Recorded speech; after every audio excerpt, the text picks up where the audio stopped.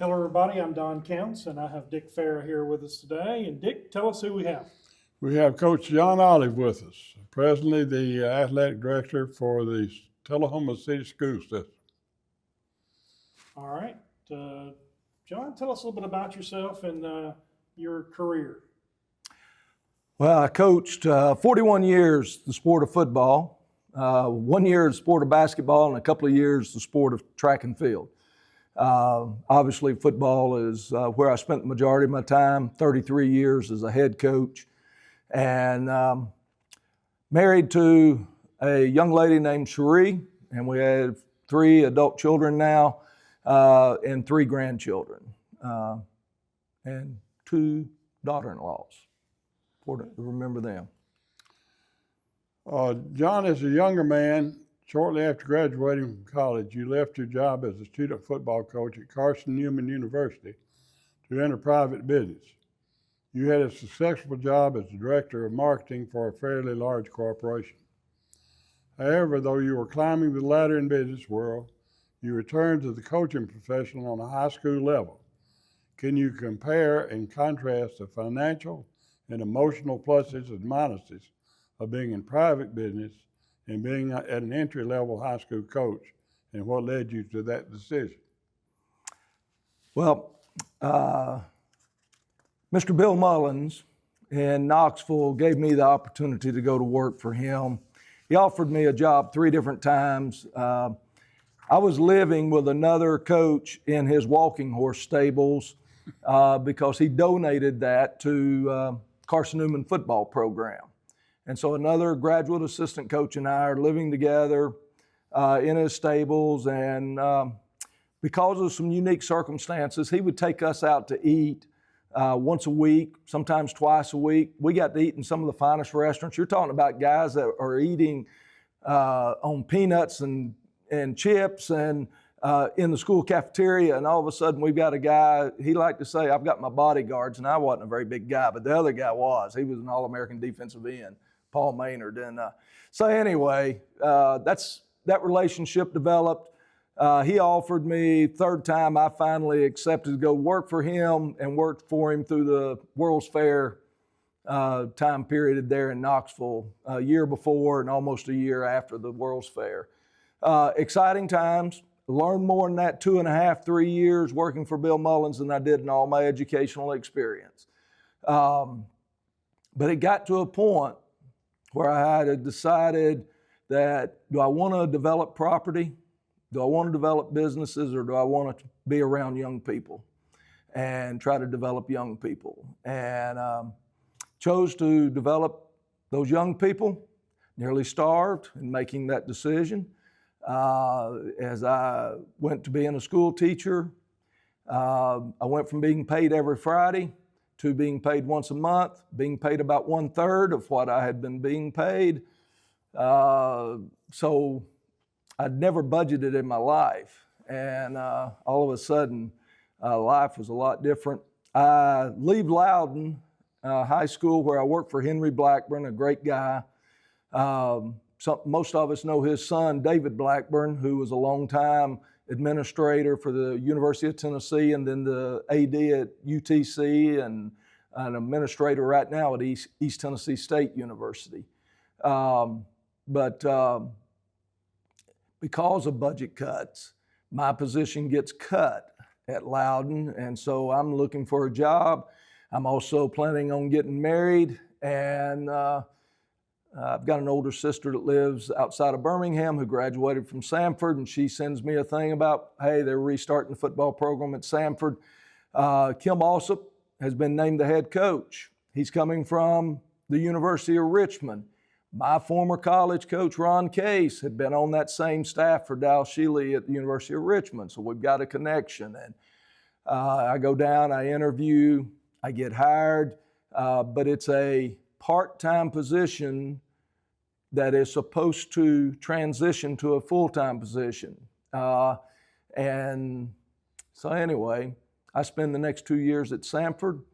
Great time. I still see these guys on a pretty regular basis. I'm in a text chain with them If I did Facebook and stuff, I'm sure I would be, we'd all be connected together. But I don't know if I'm going too far past for you there, Dick, but I'm just trying to say that that's how I got into coaching, and I've never looked back. Ended up getting the opportunity to come back to Maryville as an assistant coach, which is where I grew up and played, as I had played high school ball for Ted Wilson there. Okay. A friend of yours, a retired coach and school administrator, once summarized you as a good coach and even a better man. He continued and got into many of the things that he admired about you and your character. Some of these do not always translate into wins. They are more about the example you set and the values which you instilled in your student athletes. Wins and losses aside, or X's and O's, will you please share what you believe a coach should be and represent? I don't think that coaches are defined by wins and losses. It's part of it. We're all competitive. We all want to win. But if I think as a high school coach, if that's what you base your success on, there's not very many of us going to be successful. George Quarles can say he's pretty successful, okay? But if that's all I think about is wins and losses, then I think I'm blowing into the wind. What I think a coach should do, I like to use the example that a coach, a carriage, was for carrying people from point A to point B to C. And how I related it is that when I get an athlete, that athlete falls in someplace on a continuum as far as being a football player from A to Z. If they come in as an A, my job is to get them to get to B. If I can get them to B, then I want to get them to C. If I can get them to C, D. If they come in at M, I want to get them to be an N. I want to get them to be an O. If they come in as a T, that means they're probably a really, really good football player. I'm still not going to let them be satisfied with being a T. I want to get them to the next stop. And it's not only on the field, but it's off the field. You want to help them in learning how to make decisions. And so I may have somebody that's a T athletic ability-wise, but they're a C when it comes to having maturity at making decisions. Well, my job as a coach is to get them to go from C to D. If I can get them to D, then get them to F. I'll give you an example of a young man that he and I had several conversations about language. I'm not someone who's on a curse and swear and so forth. And so he and I are having a rather colorful conversation one day because I've punished him for language that was inappropriate in my presence. And so he's done his punishment, but now we're having that philosophical conversation after practice where most people have already gone, but the ones that are left, they start wanting to listen in on the conversation. And he's talking about, I don't think this word is a cuss word. My mom uses it all the time. I use it all the time. We use it all the time. And I don't understand why I can't use that word in your presence. All right, we agreed to disagree. By the time he's a senior, I'm walking into the locker room and he's letting something fly, and he turns to me and he says, "Sorry, coach." All right, he's never going to agree with me on some of my philosophy, but it told me that he and I had a mutual respect to each other. And for him to take time out and say, "Sorry, coach, I'll do whatever punishment you want me to do." I said, "You don't need to do any punishment. You and I just realized that we're communicating with each other." And I walked on into my office. To me, that's a high school coach, is trying to make a difference and just help young people get from whatever stage you get them to learn to get to the next stage. You can't skip. You know, everybody wants to come in and instantly get out there to where they're really great and really mature and all that. It doesn't happen that way. Today, my oldest son and his wife are flying to Miami to be with one of our former players that 6 years ago, he couldn't even qualify for an athletic scholarship. He had the athletic abilities, but he didn't have the other things that you had to have. And because of the investment that they've made in his life, he wanted them to be there to watch his university play the University of Florida today. And so they're on a plane on their way down there. And good for me, because I got to keep my granddaughter last night. Coach, your ego seems to never get so large that it overshadows who you are. I've always admired that. Reflecting on your career, you recently wrote, "I have the honor of being the winningest coach in Tullahoma High School history, as well as the one with the most losses." Can you give me your insight on how important it is to teach your athletes how to win as well as how to lose? Well, for the vast, vast majority of us, we don't have wins and we don't have losses throughout life. And one of the things that we talk about is learning to do the ordinary things extraordinarily well to be successful in life. And I felt like as a football player, if you learn to block, tackle, and take the correct angles, those are three basic fundamentals. And if you learn to do those things, then they're ordinary, but if I do them extraordinarily well, I've got a chance to be very successful. Same thing in life. If I do the ordinary things in my relationships with my wife, with my family, with my children, and if I'm in the business world, instead of me worrying about trying to get to that corner office, if I'll just do the ordinary things extraordinarily well where I am, the people above me will notice me because I will be successful. And that was something that for the last decade of my coaching career, because I didn't come up with that, I stole that out of a book that was about a team from 75 years ago. But I really thought it made all the sense in the world to me. And so when we talk about, you asked me one time, Dick, about when did we know that we had a state championship team? My answer was when we won the quarterfinal game, when we beat Pearl-Cohn for the second time, and Greenville has gotten upset by Elizabeth. That's the first time that I thought we actually had a chance. And that was until I watched the film of Haywood. And then I thought, oh man, maybe we don't. So anyway, to me, that's the balance though, is that you're not gonna win in everything.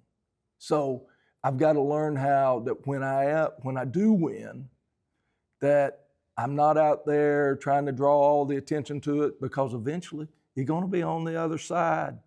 Whether that's, I'll go back to when I worked for Mr. Mullins. 1 week, we made $250,000 on one deal. I mean, it was easy monies. The next week, I lost $60,000 on another deal. All right? You're going to win, you're going to lose. And if you think that, hey, I want to draw all the attention in the world to me because of look how great I am, just wait. It's coming around the corner and it's going to hit you right in the face. And you better learn how to win. You better learn how to get back up when you get knocked down after a loss. To me, that's what I love about the game of football. Get beat on Friday night, sun's coming up on Saturday. All right, you got to go back to work. You got to start getting ready for the next opponent. You win on Friday night. Sun's coming up on Saturday.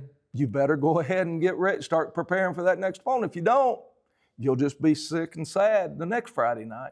So that's always been my philosophy, and I hope that that if you asked any of my former players, that they could tell you, do the ordinary things extraordinarily well, and you got to get back up. If you lose, if you win, you better get ready to go again because you're getting ready to line back up again. Coach, you're a graduate of Maryville High School, one of the most successful high school football programs in state history. It is where you played and coached high school football, including 4 seasons as head coach. But another offer came along. It is not imaginable that leaving your alma mater wasn't a gut-wrenching decision. What was it like to go through such a difficult ordeal, and what kind of impact did it have on you? Well, all I can tell you, I believe that there's a Heavenly Father that cares about each one of us. And when I first, we have gone into the playoffs. We have finally got the program turned around. I was not a very good coach in my 4 years at Maryville. I made a lot of coaching mistakes. I had a principal that had told me we got to get our numbers back up. Our numbers had fallen off. Our talent level had fallen during that time period. And my first 2 years, big time learning experiences because I thought we had to get our numbers in the 60s. And I finally learned a hard lesson is I need to find the 40 guys that want to play. There's 50, great. There's 60, great, but I need to find the ones that want to play. And so made the mistake, played Sevier County in the rain. We're 9-0, and we're playing for the region championship. Thought we were still good enough athletically to win the game. Turned out we weren't. We got beat 10-9. And we have to go play Clinton. This is back when only 2 teams went to the playoffs. And Clinton's only go on and play for the state championship against Gallatin. So they've got a really good team. And we get beat. And the following week, I get a phone call from a friend, a coaching friend of mine, says, hey, I've been contacted by a school out of Middle Tennessee. They just want to know if you would talk with them. And I go, I don't know. I said, I'm building a new house. We've got it turned around here. We've got good young kids in the middle school level getting ready to start pouring in. And I don't know, 48 hours later, I call him back up. And I say, okay, I don't know why, but I will agree to meet and talk with them. And I do that. We meet on the Friday after Thanksgiving or Saturday after Thanksgiving. I can't remember. I know it's Thanksgiving weekend.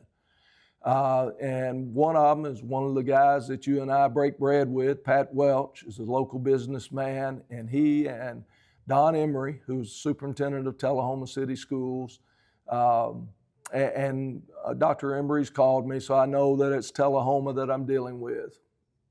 Now I've got to back up, okay? In December of 91, my wife's got an uncle, and they have just moved to Middle Tennessee, and they have built a house out in Winchester Springs on Timms Ford Lake. And so it's her Christmas for us to spend Christmas with her family, and all her family's coming over here to Middle Tennessee to Timms Ford Lake. We come over, we've had Christmas with them, we've spent a couple of days here. We have gotten up at the crack of dawn, and we are heading back to Maryville. I am driving across the bridge on Woods Reservoir on 127. The sun is beaming off the lake. It's beautiful. Fog is lifting over in sections of the lake. A covey of quail is running across the road at the far end of the bridge. I look at my wife, and I said, I could possibly live over here. This is gorgeous. And she says, really? I said, yeah. And I said, but you know that if we moved over here, we'd have to send our kids to Tullahoma to get them educated. All right, I'm thinking Franklin County, because they were the powerhouse. Lincoln County's the powerhouse. Those are the 2 powerhouses from over here in this area. Don't think anything else about it. Now we go around to the following summer of 92, right before the start of school. I get called in and said, you got to teach 5 biologies this year. It's just the way the numbers are felt. Up until that time, I would teach biology in the morning, PE in the afternoon. And that doesn't sit very good with me. I've got a burr under the saddle. I go see one of my coaches that I played for, who's an assistant principal, dear friend of mine, took care of me, Lynn Brown. It's his name, longtime Board of Control member from Maryville. And if you go back and look at pictures at our state championship game, you'll see him on the sideline hugging me in a lot of those pictures is a lot of people thought it was my father. That's how close of a relationship that we have.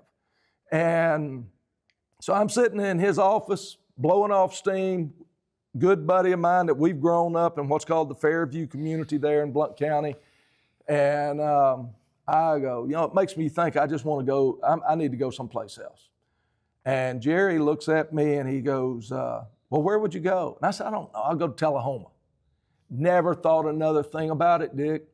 Never thought another thing about it. We got a football season. We've had a good year. We've got it turned. Things are going in the right direction. I get the phone call. Would you talk to somebody? Don't have any idea who it is out of Middle Tennessee. It's Tullahoma. Okay. I come over here. I visit. This is back when the state championships were at Vanderbilt. We leave from here. We're in this room right here. Leave from here. I go to Vanderbilt for the state championships. My wife and I, we're trying to decide, what are we going to do? My prayer became, Lord, I'm not very smart. This is what I ask. I ask that you speak to me through Cherie. It's midnight, and we're sitting there talking in bed about it, and she says, I go, what do you think? She said, I can't tell you why, but I think it's a door we're supposed to walk through. She's going to give up a really good job with the Knoxville airport. She's going to give up a house that we're scheduled to move into later on that winter. And she says, I think it's a door we're supposed to walk through. I get out of bed, dial Dr. Embry's number, get him out of bed, and I said, if you'll still have me, I'll come. Because they'd already started interviewing other coaches, because that's how long it had drug out. And when I got here and I saw how bad a shape it was, and I got sick, I got the flu right after I got here, and I called my wife one night and I said, I've made a mistake. I said, I may even apply for my old job back. And she goes, no, we're coming to Tullahoma. And so she and Jared eventually came on over. So that's how I ended up here, and that was how I kind of left Maryville. The only thing that I really regretted about is my grandmother passed away whenever all this is going on, and I have to go to South Alabama to her funeral, and the word gets out that I'm leaving to go to Tullahoma. And it kept me from being able to really have some closure there with my players at Maryville, and I regret that. Okay. Well, Coach, you've been here since 1993. I believe that was the year that Lincoln County won the state championship at the Clinic Bowl. I don't know whether that was a game you saw or not, but probably not. But you faced some of the top teams and some of the state's best athletes as a coach at Tullahoma. Some years you have had very good teams, but a few lean years were thrown in there along with successful seasons. Your record resume showed that you are a proven winner. Yet, when you had down years, how did you cope with the stress of your team's falling short of its aspirations and remain confident? Did you generally have a sense that your teams learned from both winning and losing? This is what I'll share. My oldest son had gone out to Peru State in Nebraska, and that's where he got his coaching start. The first year they're out there, things are good, and everybody's happy. They've got a chance to make the playoffs, etc. The second year, injuries just destroy them. They lose their quarterback right off the bat, and what looked like to be a promising year, all of a sudden, it's downhill and downhill fast. The one thing that I watched happen were the coaches turned on each other. When the coaches turned on each other, then the players for those positions turned on the players from the others. It's the offense's fault. They can't score. It's the defense's fault. They can't get the ball back. It destroyed their culture, I guess would be the name which you would use. When we're going through the years where we went 0-10 back to back, My number one goal as the head coach became, keep us together. Don't let the coaches turn on each other. And if the coaches won't turn on each other, then the players won't either, because they're going to follow their position coach. That was my number one goal. Now, we get to 2016. We're 0-19 for 2015 and 2016, and we're playing a good Giles County team in week 10. And I remember I asked the players, are you playing your last game here to just finish off a season? Or are you going to play the game to get your first win? We played that game to get our first win. We don't get it. We're not real good. But our kids played as hard as they could possibly play. When that game ended, I told our coaches, we haven't lost our kids. We just got to get enough quantity of quality players and we'll be all right. And 2017, we finally broke that losing streak and really set in motion what happened in 21. Okay, now that you bring 21 into play, would you please recap that season, the specialness and the emotions and perhaps even the relief of winning the school's first state football championship? Yeah, as we talked a little bit earlier, never even talked about a state championship with the coaches and definitely not the players until we're deep in the playoffs. That football team we thought would be pretty good. I always had the philosophy, George Quarles and I would spend some time talking with each other, and George would tell me, get me a quarterback, give me a running back, give me a wide receiver, and give me 5 other players that will just fight their tails off. And he says, I can score points. I always held to that philosophy. I felt like that was a correct statement. And so we knew that we should be able to score points. We knew we had a kicker punter in Justice Chadwick. What I didn't think we would be very good, I thought we would be average to above average on the defensive side of the ball, and that was the biggest surprise of that team. In 20, which was a really good football team too, that got beat in the state quarterfinals, we had defensive ends that could run 4.7s and 4.8s. We had a defensive tackle that could run a 4.8. We had speed. We had the young man that's playing at the University of Miami, Jacoby Thomas. Obviously a very good athlete. And we'd lost all those guys. Our defense was the biggest surprise. That 21 team is by far and away the strongest football team I've ever been around, and that included my 4 years of being on a small college level. They were physically strong. They were physically punishing. But we also had a good number of just really, really good high school athletes. And therefore, when we played the teams that have the SEC kids, we had greater numbers. And our guys didn't care who got the credit. And as you prepared for us, do you prepare to stop a running back, Keyshawn Cummings and Jackson Sheffield, or do you have to prepare for Jacob Dixon at the slot? Or is it going to be Joe Duncan that makes the play? Or is it Ryan Scott at quarterback that's going to make the play? And then flip it over to the defensive side of the ball. We've got Will Parton, who's never going to go play any college football. He only got beat one time deep in his whole high school career. He's not much faster than me as an old man. But he was a great high school football player. And if you go back and you look, quarterfinals, semifinals, finals, there's a different hero in every game. It's not one marquee player that's put the team on their shoulders and carrying it. It is on Jacob Dixon. I'll never forget it. Jacob Dixon grabs a bubble screen, and the young man that's playing at Arkansas can't tackle him. it's a touchdown for Tullahoma. Jacob Dixon's never going to play college football, but he was a great competitor and a great high school athlete.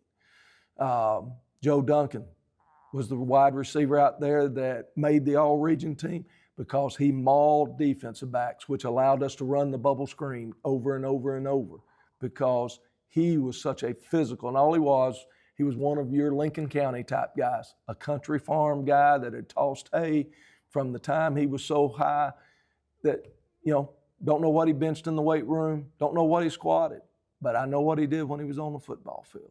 And I could go on and just name different players like that. Our linemen, all 5 of those linemen could go on, or 6. We had 6 offensive linemen that year that could go on and play college football. Could they play at the University of Tennessee, Alabama, Mississippi State? Nope. But they could play at a smaller level, and some of them have. So to me, we knew we were pretty good. And I remember Coach Sisk and I having a conversation by ourselves late in that year. We had just beaten Glencliff 49-0. You got to understand, the score at the end of the first quarter was 49-0. Okay, we could have scored 100 that night if that's what we wanted to do. But he and I are talking in the office that next Saturday morning. And he says, "Are we really that good, Coach? Or is everybody else that bad?" And that's when, at the end of that conversation, we both decided that we must be pretty good. And so anyway, and that was like game 9 that year. So we're late in the year when we're having that conversation.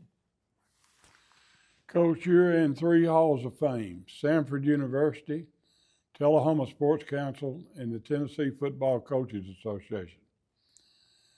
Call it the total U, being honored with those awards. Explain how special each of the honors have been.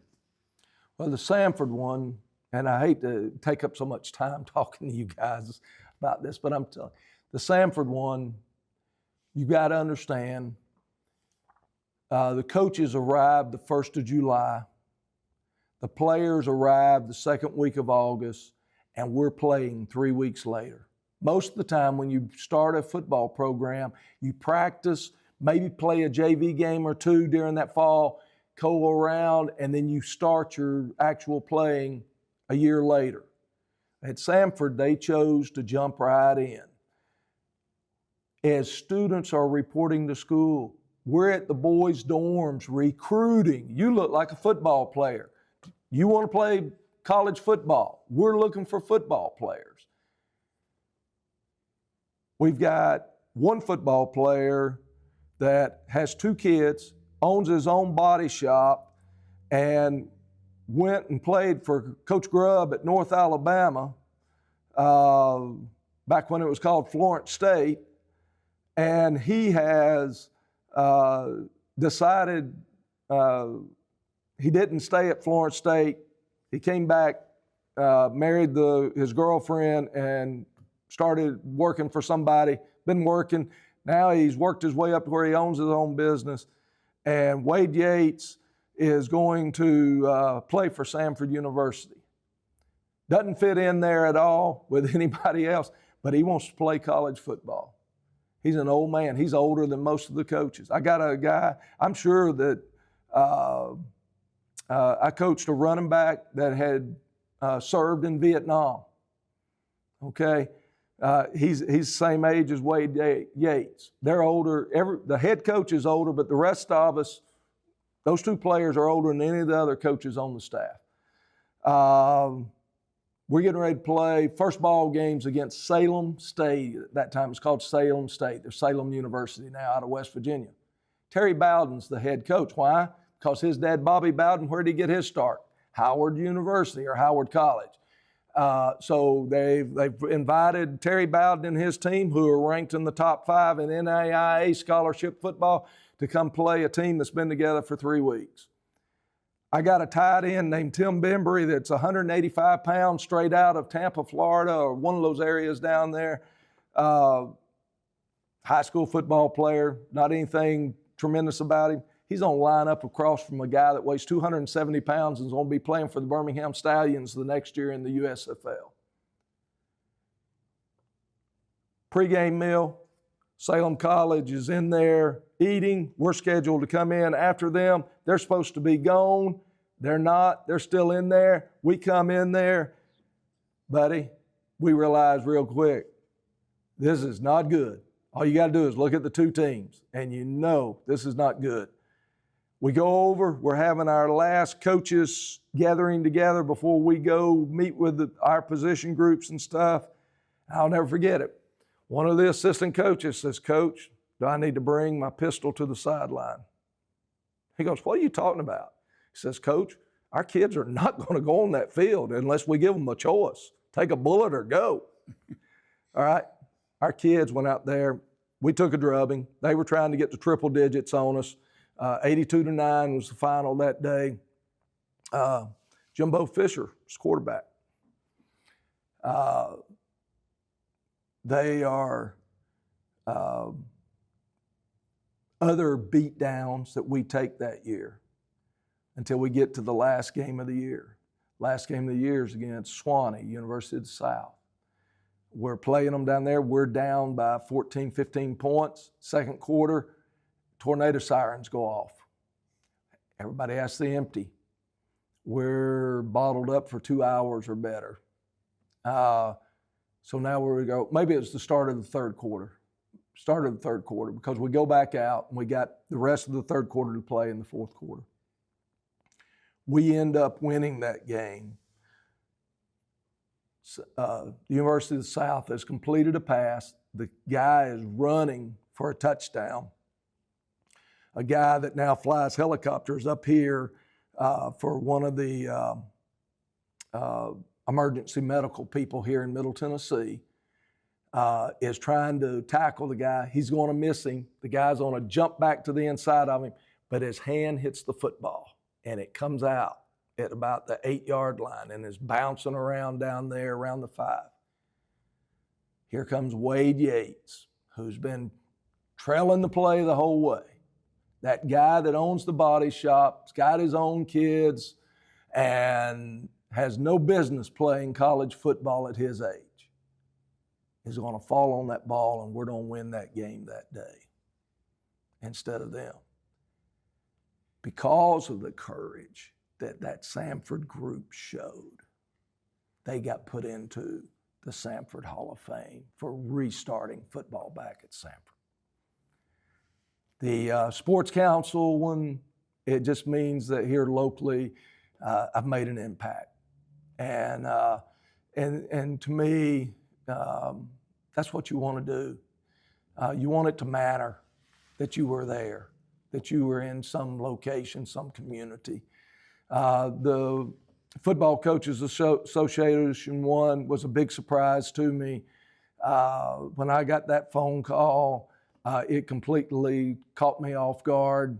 I remember talking to Lewis Thompson years ago when he's being put in. I was at his induction, and he and I were talking, and he said, "John, your time's coming." And he and I, parted ways. He had other people to talk to or whatever, and never thought any more about it, because I really felt like, to get into that, you got to win 70, 80% of your games, like Louis and George Quarles and those type guys, Gary Rankin and so forth, 80, 90% for some of those guys. So it was a big surprise. It was a great honor to have gotten enough votes from coaches from across the state to be honored in that Hall of Fame. Great. Last question. For better or worse, all of us leave a legacy. What would you like for yours to be? Do the ordinary things extraordinarily well. Very good. Very good. Wraps it up. Thank you. Thank you all. Great job.